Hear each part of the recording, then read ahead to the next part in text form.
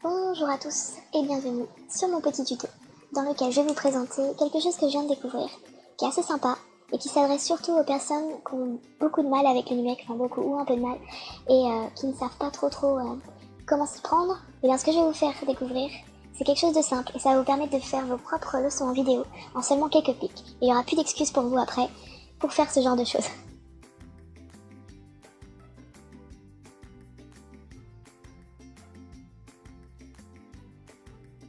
Alors voici comment se présente Edpuzzle. Comme vous pouvez le remarquer, c'est en anglais. Et oui, le site ne dispose pas. Il n'y a pas de traduction. Il n'existe qu'une version anglaise. Mais ne vous inquiétez pas, il n'y a pas besoin d'être bilingue pour pouvoir comprendre comment ça fonctionne. Et moi je vais vous expliquer comment ça fonctionne. Alors tout d'abord, une petite mise au point sur ce qu'est Edpuzzle. En fait, Edpuzzle permet de prendre n'importe quelle vidéo de n'importe quel site ou n'importe quelle plateforme de vidéo comme YouTube et d'en faire vos propres leçons grâce à un outil d'édition dont dispose le site.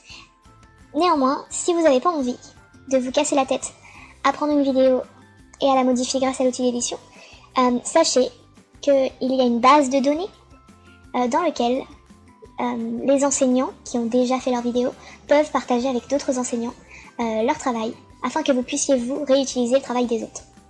Bon, assez de blabla, je vais vous montrer comment ça fonctionne. On va aller vers Sign Up. Login, c'est uniquement quand vous avez un compte, mais nous on n'en a pas, donc on va aller vers Sign Up. I'm a teacher, nous sommes enseignants.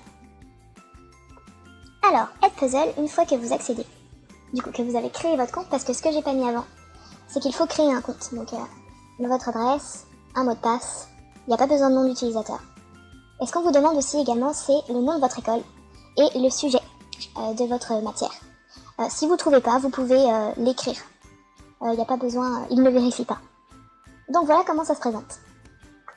Alors, découvrons un peu ensemble l'interface. Sur le côté gauche, donc on peut regarder vers public, on a tous les sites d'hébergement dans lesquels on peut prendre des vidéos quand ça charge.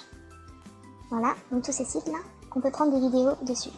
Il y a aussi la partie Edpuzzle. Alors ça, ce sont les vidéos qui ont déjà été produites par d'autres enseignants sur Edpuzzle qu'on peut réutiliser. Et généralement, on n'a pas besoin de les modifier, puisque, comme le petit icône l'indique, ici, on a déjà des questions. Enfin, si vous voulez rajouter des questions parce que vous trouvez qu'il n'y en a pas assez, vous pouvez. Mais sinon, vous pouvez vous servir de ces vidéos-là qui ont été créées et qui sont partagées avec vous. Alors, du coup, nous allons commencer. J'ai déjà une petite idée de vidéo en tête. Nous allons aller sur YouTube et utiliser la vidéo un jour, une question, les médias. Comme je le disais, vous pouvez utiliser n'importe quelle vidéo. Voilà, donc nous on va utiliser celle-ci et on va faire Use It, parce que ça va nous permettre de la modifier. Hop, et voici l'outil d'édition. Alors voici à quoi ressemble l'outil d'édition. Une fois que vous avez sélectionné votre vidéo, vous serez redirigé ici. Alors la première chose qu'on nous demande, c'est de couper la vidéo, de la réduire. Et si vous avez oublié comment faire, bah vous inquiétez pas, il y a toujours ce petit encadré qui reste là. Et si vous cliquez sur le lien Show Me How, ils vous montreront comment couper, comment réduire la vidéo. Donc nous allons couper. J'ai déjà une petite idée de l'endroit où je veux que ma vidéo se finisse. Voilà.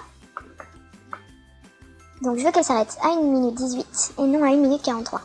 Là, si vous n'avez plus le temps du tout de continuer votre vidéo mais que vous ne voulez pas perdre ce que vous avez fait, vous pouvez toujours cliquer sur Save. Ça enregistrera et vous pourrez reprendre par la suite où vous étiez rendu. Si vous cliquez sur Finish, là du coup, la vidéo sera enregistrée. Mais vous inquiétez pas, même si elle est enregistrée et qu'elle est finie, on va dire, vous pouvez toujours l'éditer. Je vous expliquerai après. Donc là, on a coupé la vidéo, on peut passer à la suite. Alors, une fois que vous avez fini de réduire votre vidéo, vous pouvez cliquer sur le deuxième petit icône qui est Audio Track. Alors qu'est-ce que c'est Audio Track? Ça permet de remplacer toute la piste audio de votre vidéo par une autre. Alors, je vais pas le faire parce que c'est pas mon but aujourd'hui de remplacer toute la piste. Mais alors comment faire? Eh bien, il suffit de cliquer sur ce petit icône là et vous devez enregistrer par contre la totalité de votre vidéo. Bon, on peut faire quand même un essai peut-être. Alors j'ai fait un petit test pour vous. J'ai appuyé du coup sur le petit icône qui était là pour enregistrer. Alors ce qui est assez embêtant, c'est qu'il faut attendre du coup la totalité des 1 minute 18. Et si ça vous plaît pas, ben vous appuyez sur reset. Hop, et c'est comme si rien ne s'était passé. Donc on va pouvoir passer à la suite.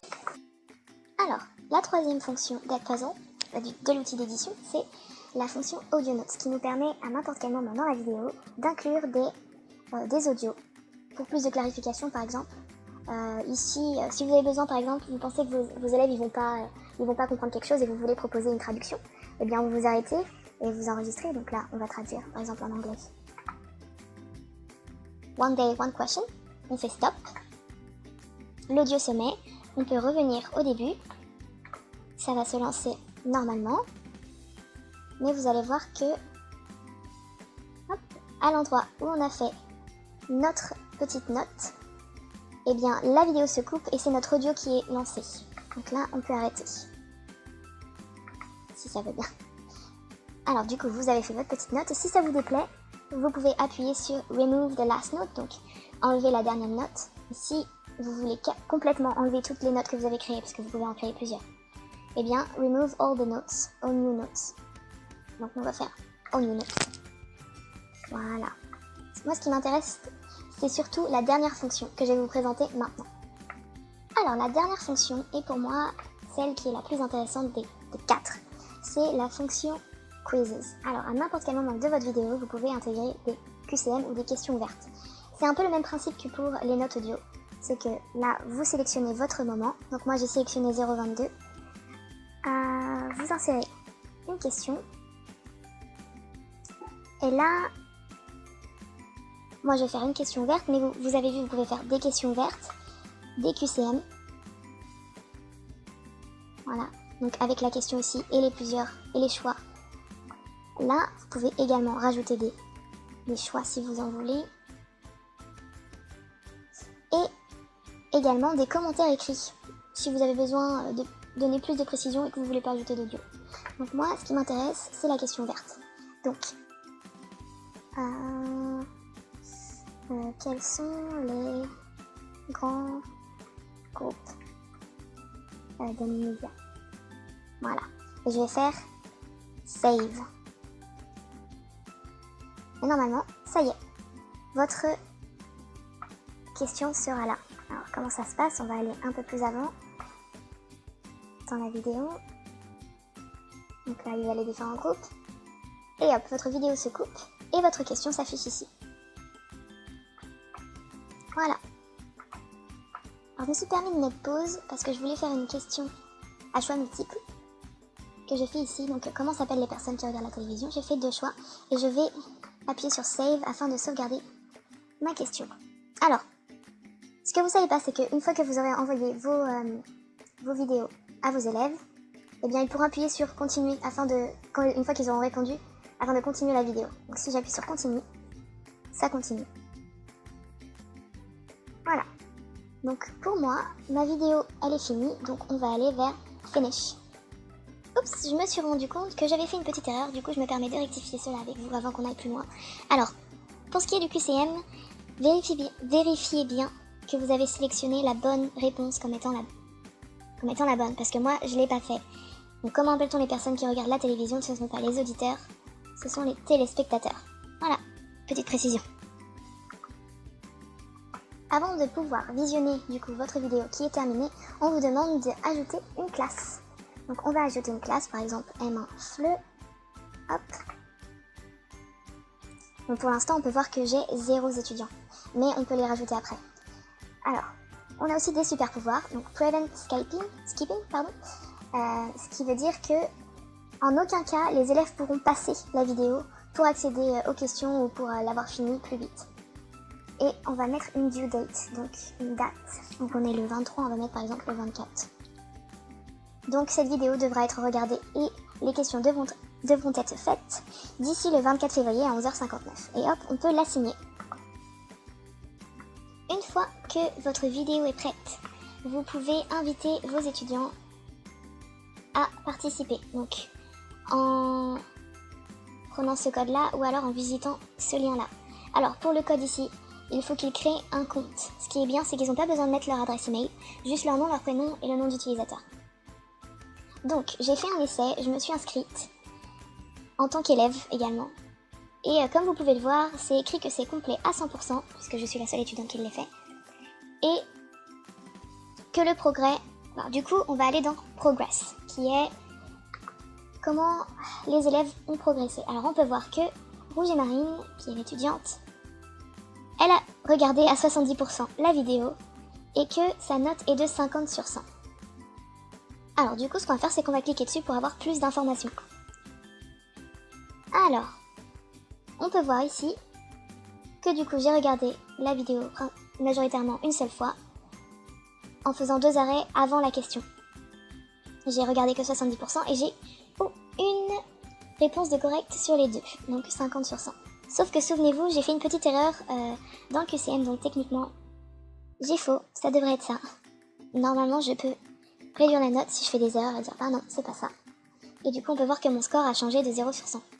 Ici, vu que c'est une question ouverte, eh bien, elle est comptée comme étant fausse parce que j'ai pas encore, moi en tant qu'enseignante, j'ai pas encore dit si c'était vrai ou pas. Et c'est ici qu'on le fait. Donc, si c'est faux, on met ça. Si c'est vrai, du coup, si c'est bon, je veux dire, eh bien, on met ceci. Bon là, j'ai fait genre c'était faux. Donc, malheureusement, cette étudiante n'a pas réussi. Ensuite, on peut aller vers Next Student. Voilà. Une fois que c'est fini, ce qui est bien, c'est qu'on peut rajouter des feedbacks également aux étudiants pour qu'ils puissent voir où est-ce qu'ils ont eu des problèmes, pourquoi ils n'ont pas compris. Voilà, donc on peut aller vers Back. Back. Toujours rajouter des étudiants si vous voulez, ou partager. Ce qui est bien, c'est qu'il est possible d'inclure du coup son lien, du coup sa petite vidéo leçon avec un lien ici, mais surtout ce qu'on voit, c'est qu'on peut l'inclure dans un site, parce que ici on a un code HTML.